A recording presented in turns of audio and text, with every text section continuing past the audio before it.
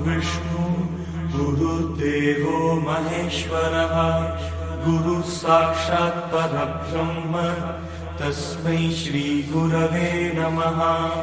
ॐ गणानां त्वा गणपतिं हवामहे कविं कवीनाम् उपमश्रवस्तमम् ज्येष्ठराजं ब्रह्मणां ब्रह्मणस्पत आनश्रण्वन्नोतिभिः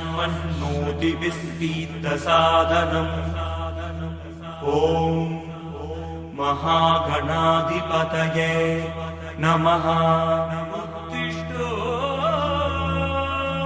उत्तिष्ठ उत्तिष्ठो